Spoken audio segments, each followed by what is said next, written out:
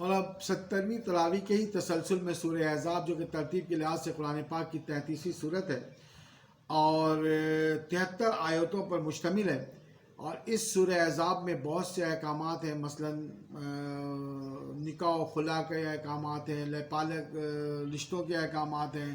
پردے کے احکامات ہیں، اور بہت سی ایسی باتیں جو اللہ نے اس صورت میں نازل فرمائی ہے، تو آپ کے سامنے رکھتا ہوں۔ ابتدائی الفاظ یہ ہے کہ نبی صلی اللہ علیہ وسلم اللہ سے ڈرتے رہیے اور کافروں اور منافقوں کی باتوں میں نہ آ جائیے۔ اللہ تعالیٰ بڑے علم والا ہے اور بڑی برکت والا ہے۔ جو کچھ آپ کی جانب سے آپ کی رب کی طرف سے وحی کی جاتی ہے اس کی تابعداری کیجیے اور اللہ پر بھروسہ رکھیے۔ یقین کریں کہ اللہ آپ کے ہر عمل سے باخبر ہے۔ آپ اللہ ہی پر توکل رکھیں، اسی پہ بھروسہ رکھیں، اور اللہ ہی آپ کے لیے کافی ہے۔ اور پھر ایک خاتون جو اللہ کے نبی صلی اللہ علیہ وسلم سے مسلسل ایک سوال کر رہی تھی، اس کا جواب جو کہ اسی آیت میں موجود ہے، اور اللہ نے فرمایا کہ اللہ نے کسی بھی انسان کے سینے میں دو دل نہیں رکھے، اور تمہارے کہہ دینے سے کہ بیویاں جو ہیں وہ مائیں نہیں ہو جاتی، اگر تم کہہ دو کہ تمہاری بیویاں مائیں تو وہ مائیں نہیں ہو جاتی، اور لہ پالک بیٹے اور بیٹیوں کا معاملہ بھی تم پر ہی ہے، یہ اللہ کا اس سے کوئی تعلق نہیں ہے، اور یہ تمہارے منہ در منہ کی ہوئی باتیں ہیں۔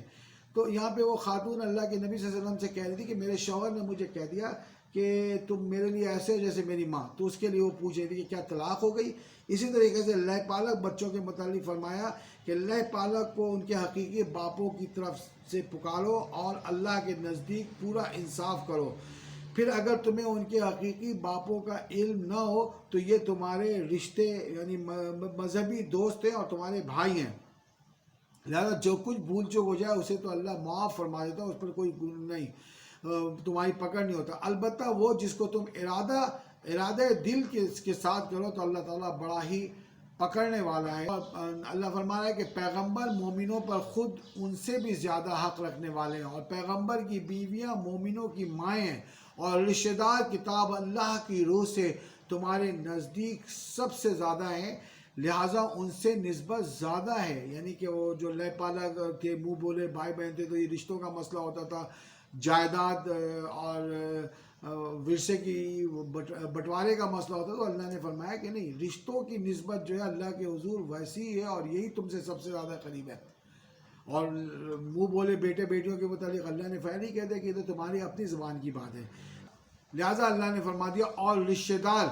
اللہ اور اس کی کتاب کی روح سے دوسروں کی بنسبت تمہارے زیادہ حقدار ہیں، مگر یہ کہ تم اپنے دوستوں کے ساتھ احسان کرنا چاہو تو بے شک کر سکتے ہو۔ ہمارا اے ایمان والو، اللہ تعالیٰ نے جو احسان تم پر کیا ہے یاد کرو، جب کہ تمہارے مقابلے کو فوجوں پر فوجیں آئیں۔ یعنی یہاں پر دو غزوہ کی ذکر ہے، بنی قریظہ اور غزوہ احزاب کے اوپر تبصرہ کرتے ہوئے اللہ فرما رہا ہے، اللہ نے فرمایا کہ اے ایمان والو، اللہ تعالیٰ نے جو احسان تم پر کیا اسے یاد کرو، جب کہ تمہارے مقابلے کو فوج پر فوجیں آئیں، پھر ہم نے ان پر تیز و تند آندھی اور ایسے لشکر بھیجے جنہیں تم نے دیکھا ہی نہیں، جبکہ دشمن تمہارے پاس اوپر سے نیچے سے مسلسل چڑھائی کر رہے تھے، اور تمہارے آنکھیں ان کی اس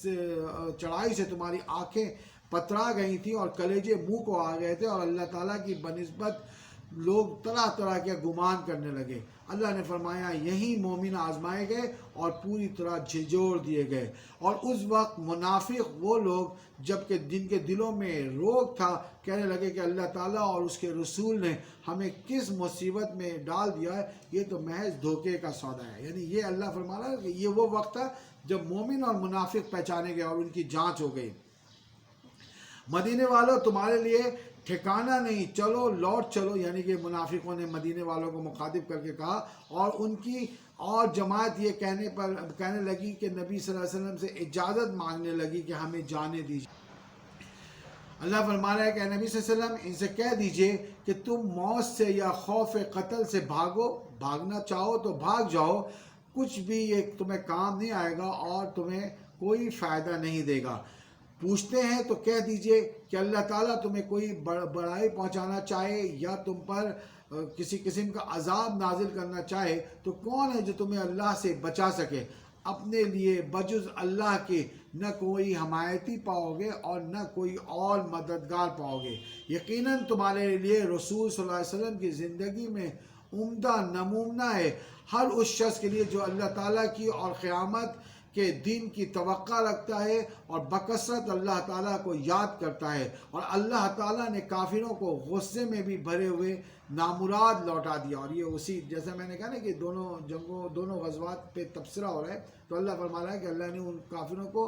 جو کہ غصے میں بھرے ہوئے آئے تھے کس طریقے سے نامراد لوٹا دیا۔ انہوں نے کوئی فائدہ نہیں اٹھایا اور نہ کچھ اٹھا سکے، اور اس جنگ میں اللہ تعالیٰ خود ہی مومنوں کو کافی ہو گیا، اور اللہ تعالیٰ بڑا قوتوں والا اور بڑا غالب اور مہربان ہے۔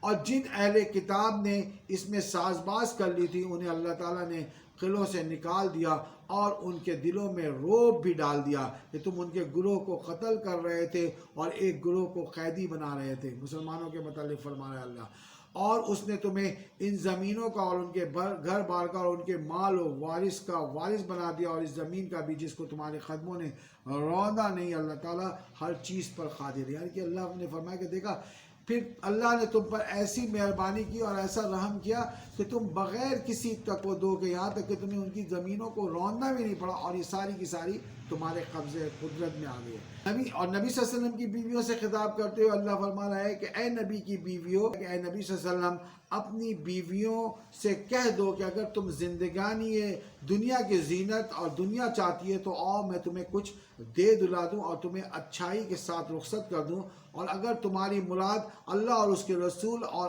آخرت کا گھر ہے تو یقین مانو کہ تم میں سے نیک کام کرنے والیوں کے لیے اللہ تعالیٰ نے بہت بڑا اور زبردست اجر رکھ رکھا ہے۔ یعنی ہوا کیا کہ چونکہ یہاں پہ جنگیں تھیں، غزوات تھے، مال غنیمت آ رہے تھے جا رہے تھے، لوگوں کے حالات تھوڑے بدل گئے تھے۔ انسانی خصلت، اس کی خواہش، نبی صلی اللہ علیہ وسلم کی بیویوں کو بھی کچھ خواہش ہوئی کہ بھئی ان کے پاس بھی کچھ مال و متاع آئے، ان کی بھی زندگی میں کچھ تبدیلی آئے اس سکون کے لحاظ سے۔ اس کے مطابق اللہ نے یہ بات فرمائی کہ اگر تم دنیا چاہتی ہو تو اللہ تمہیں دنیا دے سکتا ہے۔ آگے چل کر اللہ فرما رہا ہے کہ اے نبی کی بیویوں، تم میں سے جو بھی کھلی بے حیائی کا ارتکاب کرے گی وہ دوہرے عذاب کی مستحق قرار پائے گی۔ چونکہ تم امہات المومنین ہو، تم نبی کی بیویاں ہو، تم پارسل ہو، لہٰذا اگر تم غلطیاں کرتی ہو اور تم اگر غلطیاں اس قسم کی کرو گی تو جان رکھو کہ پھر تمہیں دوہرا عذاب دیا جائے گا، اور اللہ تعالیٰ کے نزدیک یہ بہت ہی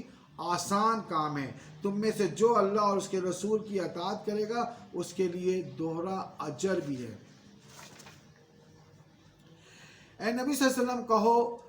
تم عام عورتوں جیسی نہیں ہو، اور لہٰذا دبی زبان سے بات کیا کرو اور بلند آواز میں لوگوں سے بات نہ کیا کرو کہ کسی کے دل میں اگر کوئی روگ ہو تو وہ تم سے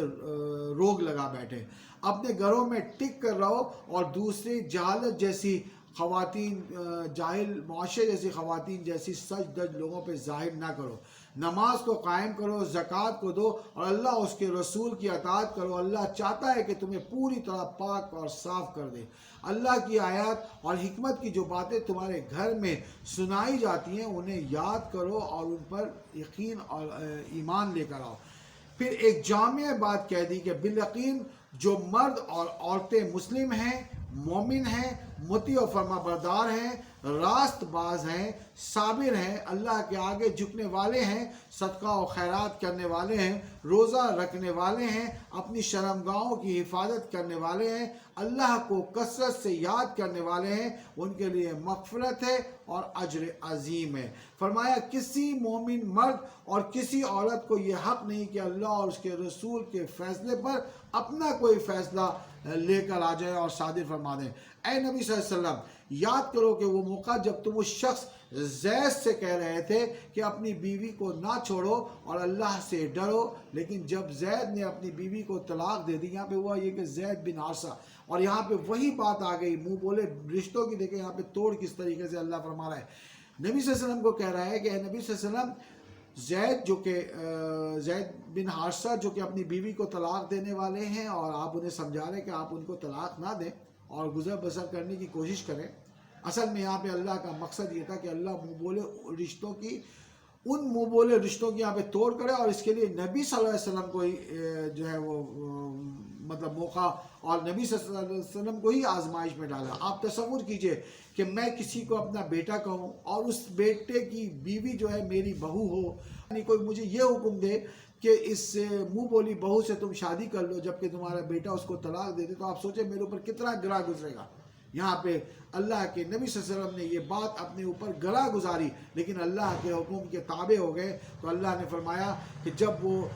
طلاق دے دیں تو نبی صلی اللہ علیہ وسلم کو حکم ہوا کہ آپ ان سے نکاح کریں تاکہ منہ بولے رشتوں کی نفی کی جا سکے۔ پھر لوگوں کے درمیان وضاحت کر دی گئی کہ محمد صلی اللہ علیہ وسلم مردوں میں سے کسی کے باپ نہیں ہے مگر وہ اللہ کے رسول اور خاتم النبیین ہیں۔ اے لوگوں جو ایمان لائے ہو، صبح شام اپنے رب کی تسبیح کیا کرو تاکہ وہ تم پر رحم فرمائے، اور ملائکہ تمہارے لیے دعائیں کریں رحمت کی تاکہ وہ تمہاری تاریکیوں سے، اللہ تمہیں تاریکیوں سے نکال کر روشنیوں میں لے آئے۔ پھر فرمایا کہ جس روز تم اپنے رب سے ملو گے تو تمہارا استقبال سلام اور سلام سے ہوگا، اور وہ بڑا باعزت اور بڑا اجر دینے والا ہے۔ اے نبی صلی اللہ علیہ وسلم اے نبی صلی اللہ علیہ وسلم ہم نے تمہیں گواہ بنایا ہے تاکہ تم شہادت دو اور انہیں ڈراؤ اللہ کی دین سے اور دعوت دو۔ آپ صلی اللہ علیہ وسلم روشن چراغ ہیں اور دین حق لے کر بھیجے گئے ہیں۔ جو لوگ آپ کی دعوت پر ایمان لائیں گے، اللہ نے فرمایا کہ ان کے لیے کوئی ڈر نہیں ہے، ان کے لیے کوئی خوف نہیں ہے، بس اللہ ہی ان کے لیے کافی ہے اور ان کو اللہ پہ ہی بھروسہ رکھنا چاہیے۔ جو مومن عورتوں سے نکاح کرے اور ہاتھ لگانے سے پہلے طلاق دے دیں تو وہ اپنی عورتوں کو زبردستی عدت میں نہ بٹھائیں، اور بلکہ انہیں کچھ مال دے کر عزت سے رخصت کر دیں۔ اگر ہاتھ لگانے سے پہلے طلاق دی جا رہی تو ان کو عدت میں نہ بٹھائیں۔ پھر نبی صلی اللہ علیہ وسلم کو اللہ حکم دے رہا ہے کہ آپ کی وہ بیویاں حلال کر دی گئی ہیں جن کی آپ نے مہر ادا کر دے ہیں، اور چچازاد، ماموزاد، خالازاد، بہنیں جنہوں نے آپ کے ساتھ ہجرت کی ہے، اور وہ عورتیں جنہوں نے اپنے آپ کو آپ کے لیے ہبہ کر دیا ہے۔ اے نبی صلی اللہ علیہ وسلم آپ کو اختیار ہے کہ اپنی بیویوں میں سے جسے چاہیں اپنے پاس رکھیں اور جسے چاہیں اپنے سے جدا کر دیں، اور جسے چاہیں جدا کرنے کے بعد واپس بلا لیں۔ اور اب اللہ نبی صلی اللہ علیہ وسلم کو مخاطب کر کے وہ بات کہہ رہا ہے جو نبی صلی اللہ علیہ وسلم کے لیے تو حکم ہے ہی، اس کے علاوہ نبی صلی اللہ علیہ وسلم کی بیویوں کے لیے ایک تحفہ ہے۔ تو اللہ فرما رہا ہے کہ اے نبی صلی اللہ علیہ وسلم ان احکامات کے آ جانے کے بعد اب آپ کے لیے دوسری عورتیں حلال نہیں ہیں، اور اب آپ اس کے بعد اور شادی نہیں کریں گے بس سوائے اس کے کہ جو بیویاں آپ کے پاس موجود ہیں اور جو لونڈیاں آپ کے پاس موجود ہیں۔ پھر عام لوگوں کو مخاطب کر کے اللہ فرما رہا ہے کہ نبی کے گھر بغیر اجازت کے نہ جایا کرو، اور اگر وہ تمہیں کھانے پہ بلائیں تو پھر تم اتنی دیر ان کے ساتھ بیٹھو جتنی دیر تم نے کھانا پینا کرنا ہے۔ اور پھر نبی کی بیویوں کے متعلق فرمایا کہ ان سے آڑ سے، پردے کی آڑ سے بات کیا کرو، اور تمہارے لیے یہ بھی مناسب نہیں ہے کہ نبی صلی اللہ علیہ وسلم کے بعد ان کی بیویوں کو اپنے نکاح میں لو۔ ازواج نبی صلی اللہ علیہ وسلم کے لیے فرمایا کہ اس میں کوئی مذائقہ نہیں ہے کہ ان کے باپ، بیٹے، بھائی، بھتیجے، بھانجے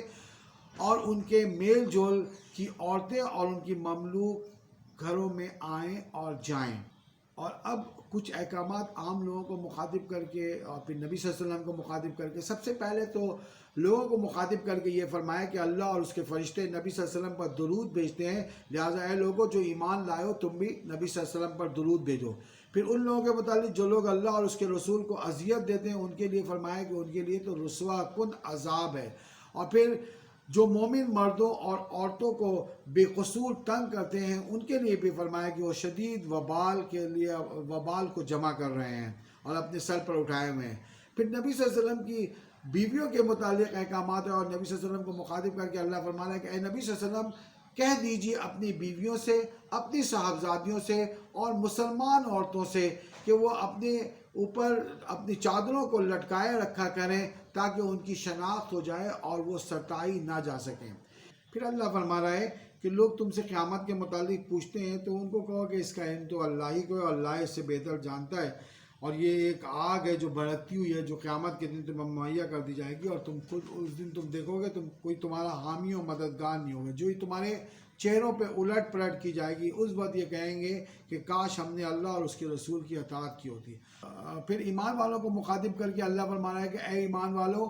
اللہ کی اطاعت اور فرما برداری کرو، اور اس کے سامنے ٹھیک بات کہا کرو، جو زبان سے درست بات کیا کرو، تاکہ وہ تمہارے گناہوں کو معاف کر دے۔ اور جو شخص جو اللہ اور اس کے رسول کی اطاعت کرے تو گویا کہ اس نے ایک مضبوط کڑے کو اور کامیابی کو تھام لیا ہے۔ قرآن کے متعلق فرمایا کہ ہم نے اس امانت کو آسمان، زمین، پہاڑ سب کے سامنے پیش کیا، لیکن کوئی اس کا بوجھ اٹھانے کے لیے تیار نہیں تھا سوائے انسان کے۔ اس نے اس کے بوجھ کو اٹھایا، اور اس کے نتیجے میں ہم نے یہ کیا کہ اللہ نے منافق مردوں اور عورتوں کی شناخت کی، اور مشرک مردوں اور عورتوں کو سزا دی، اور مومن مردوں اور عورتوں کے لیے فرمایا کہ اللہ ان کی توبہ قبول فرما لے گا، اور اللہ درگزر کرنے والا اور رحم فرمانے والا ہے۔ اس طریقے سے آج کی یہ 70ویں تراویح مکمل ہوئی، اور سورہ احزاب کے زبردست احکامات کے بعد یقیناً ہمیں اس بات کا احساس تو ہے کہ ہم دنیا میں کس طرح سے اپنی زندگی گزار رہے ہیں۔ اللہ سے التجا اور گزارش ہے کہ اللہ تعالیٰ ہماری گناہوں سے درگزر فرما دے اور ہم پر رحم فرما دے، اور ہم لوگوں کو اپنا محبوب اور مقرب بنا لے، اور اس قرآن کو اور اس سے تعلق کو مضبوط بنا دے، اور اس قرآن کو اور اس سے تعلق کو ہماری قبر سے وحشت کی دوری کا سبب بنا دے، ہماری قبر میں استقبال اور رحمت کا سبب بنا دے، اور قبر میں نام اعمال تلنے کے وقت اور پلسرات پر اللہ اس کو ہمارے لیے روشن بنا دے، اور ہماری رہنمائی کے لیے روشنی فراہم کرنے کا ذریعہ بنا دے۔ وآخر دعوانا ان الحمد للہ رب العالمین۔ جزاک اللہ خیرا۔